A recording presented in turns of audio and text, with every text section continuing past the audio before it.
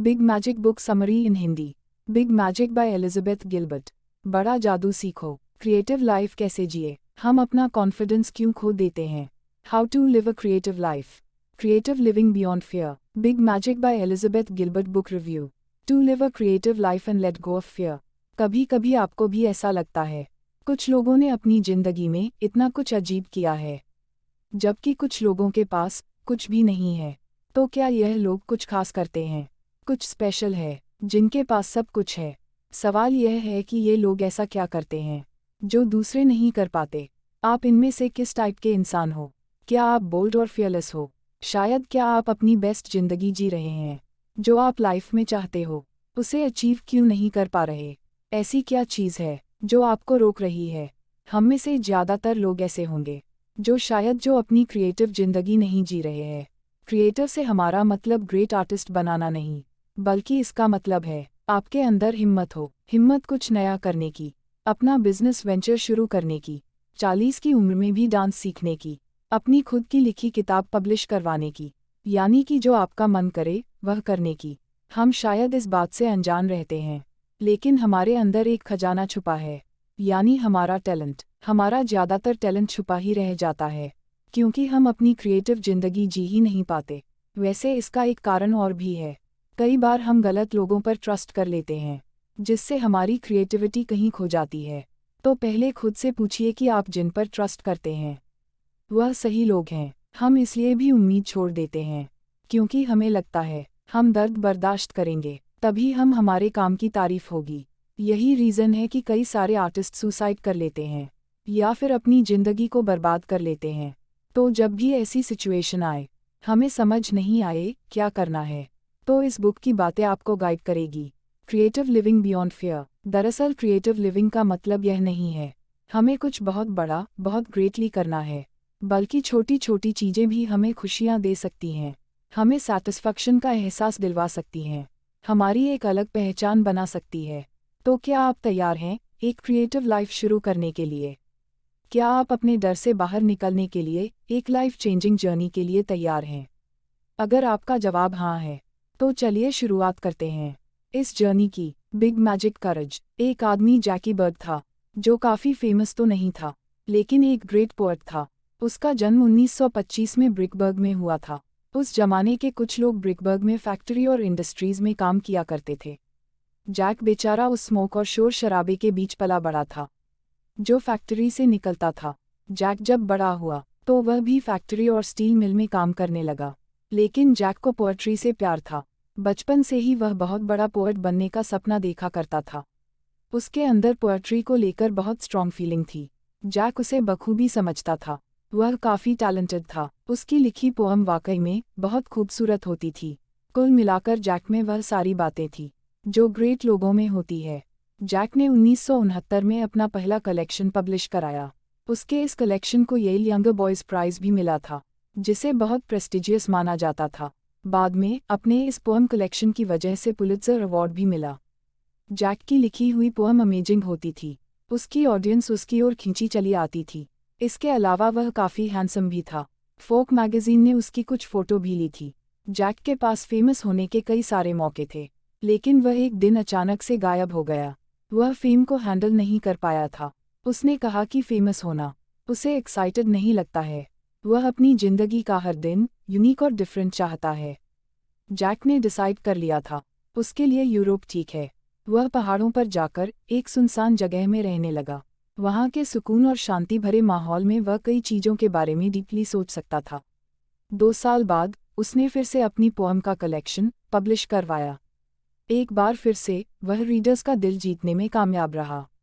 Jack इसी तरीके से अपनी ज़िंदगी जीना चाहता था। इसके बाद उसने डिसाइड किया कि वह यूनिवर्सिटी ऑफ टेनेसी में लेक्चरर बनेगा।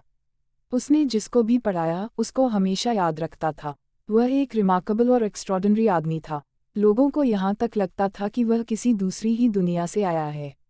वह अक्सर अपने स्टूडेंट्स को बोलता था, क्रिएटिव लाइफ जियो, क्योंकि यही तरीका है जो हमें दुनिया में हमें सर्वाइव करने की ताकत देगा। उसका मेन गोल था अपने स्टूडेंट्स को ब्रेवरी से जीने के लिए एनकरेज करना। उसका कहना था कि जब तक हम ब्रेव नहीं बनेंगे, अपने अंदर की ग्रेटनेस तक नहीं पहुंच पाएंगे। तुम्हारे अंदर की गहराई में टैलेंट का खजाना छुपा है। उसको बाहर लाने के लिए तुम्हारे अंदर इतनी हिम्मत, इतने ब्रेवनेस होनी चाहिए ताकि दुनिया तुम्हारे अंदर की खूबियों को देख सके। दरअसल हम सब के अंदर कोई ना कोई खजाना छिपा है जिससे हम सभी अनजान हैं। यह खजाना तभी ढूंढा जा सकता है जब हम क्रिएटिव लाइफ जिएंगे। इसका मतलब बस इतना है कि हमें अपने डर को हराकर एक बेस्ट और मोस्ट एडवेंचर जिंदगी को जीना। हम सब अपनी लाइफ में किसी न किसी चीज़ से अक्सर डरते हैं। हम रिजेक्ट होने के डर से डरते हैं, हम हारने से डरते हैं, कोई हमारा मजाक ना उड़ाए इस बात से डरते हैं, क्योंकि हम ट्राई करना ही नहीं चाहते, खुद पर यकीन नहीं करते, बस यही सोचते रह जाते हैं कि लोग क्या कहेंगे। इसका इलाज सिर्फ बहादुर बनना ही है। डर को अपने अंदर कंट्रोल न करने दो, डर के आगे जीत है। Big magic trust. Little brother एक आर्टिस्ट बनना चाहता था। वह अपनी सारी सेविंग जमा करके फ्रांस चला गया। वह पेरिस की ग्लैमरस लाइफ में खो जाना चाहता था। वह हमेशा पेंटिंग बनाने में, म्यूजियम घूमने में और ट्रैवलिंग करने में बिजी रहता था। वह एक तरीके से एंटी सोशल हो गया था। उसे ज़्यादा लोगों से बातें करना पसंद नहीं था। एक दिन कैफ़े में उसकी मुलाकात कुछ फैंसी एरिस्टोक्रेट से हुई। वह आपस में बातें करने लगे। उन्हें वह पसंद आया। एरिस्टोक्रेट ने उसे वीकेंड पार्टी के लिए इनवाइट कर लिया। यह पार्टी एक कैसल में रखी गई थी जहां अमीर और फैंसी लोग आते हैं। उन्होंने लिटिल ब्रदर को कहा कि यूरोप के कुछ रिच और फेमस लोग भी यह पार्टी अटेंड करने वाले हैं, तो आपको प्रॉपर ड्रेसअप होकर आना है। लिटिल ब्रदर बड़ा एक्साइटेड था। उसने बड़ी मेहनत से अपनी कॉस्ट्यूम तैयार की। फिर वीकेंड पर उसने एक कार हायर की और पार्टी पर निकल पड़ा।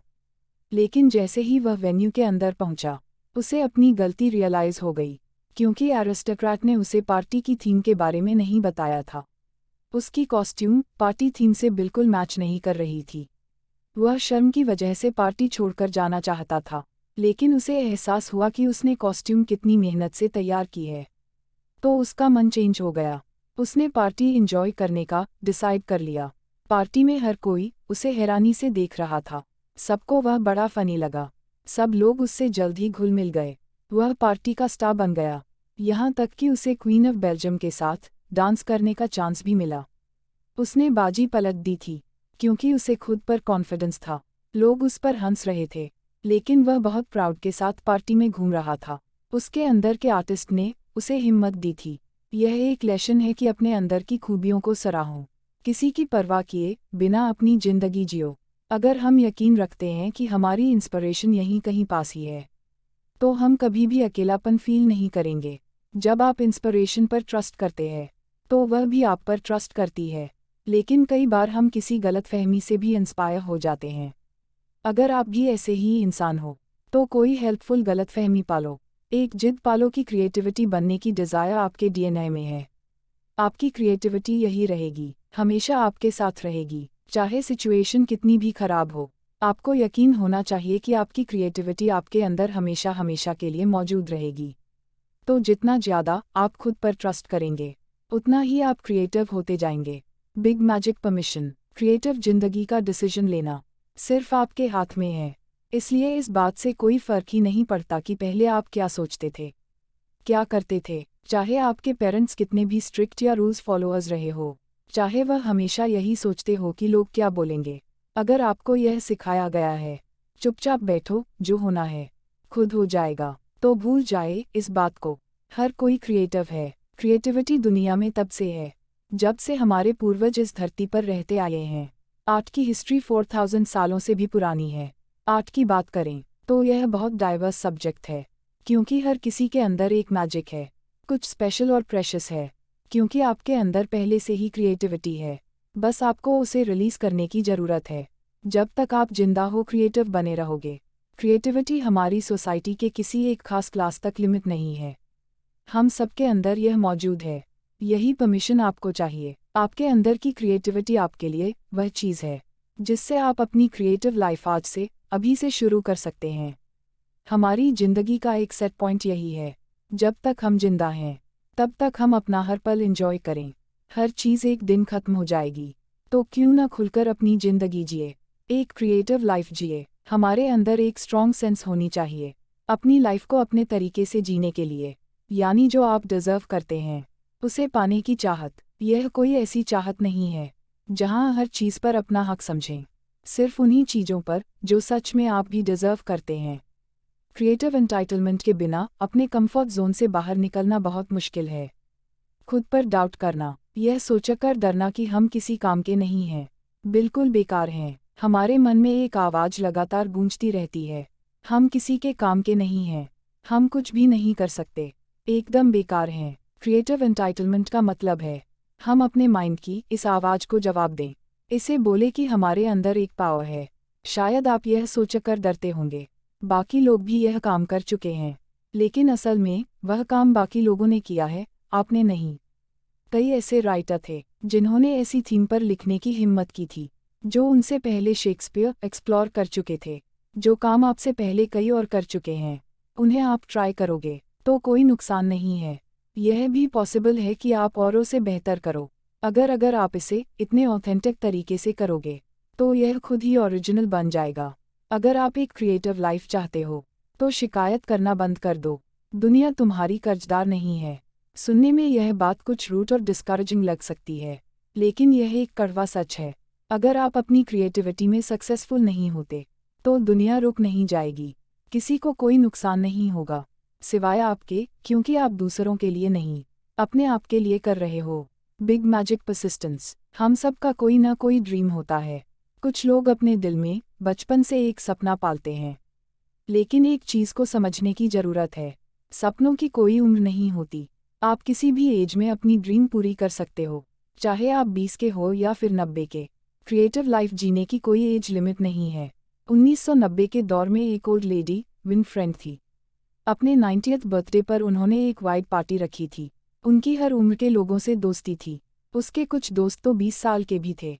वह अपनी पूरी जिंदगी अपने साइंटिस्ट हस्बैंड के साथ दुनिया भर में घूमती रही थी। हालांकि उसके हस्बैंड अब इस दुनिया में नहीं थे।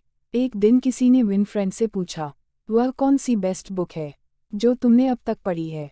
तो विनफ्रेड ने कहा, उसे कोई किताब याद नहीं, क्योंकि उसने जो भी बुक पढ़ी वह उसे इम्पॉर्टेंट लगी। हाँ, मगर 10 साल पहले उसने एक किताब पढ़ी थी जिसने उसकी जिंदगी बदल कर रख दी।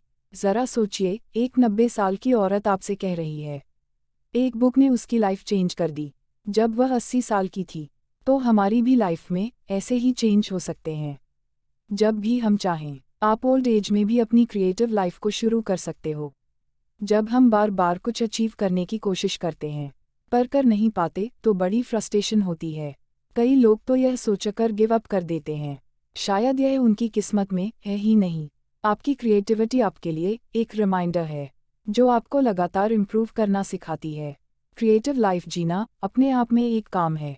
आपकी सबसे बड़ी रिस्पॉन्सिबिलिटी है अपने डिसअपॉइंटेड और फ्रस्ट्रेशन को हैंडल करना, क्योंकि आपके सेटबैक्स नहीं है बल्कि आपकी जर्नी का पार्ट है।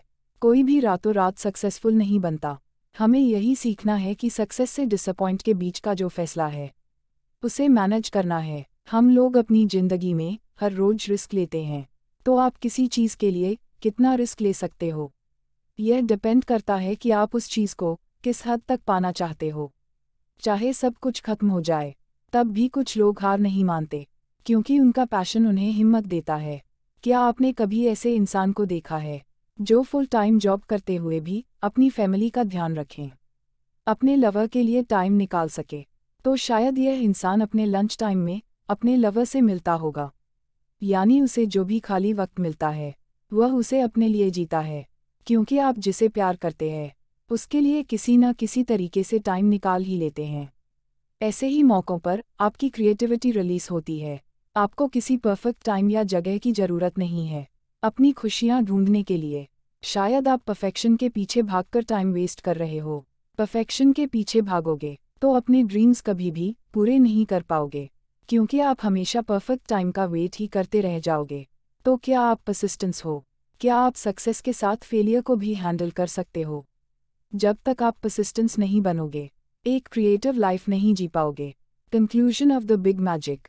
हमने सीखा कैसे हम आज से अभी से क्रिएटिव लाइफ की शुरुआत कर सकते हैं।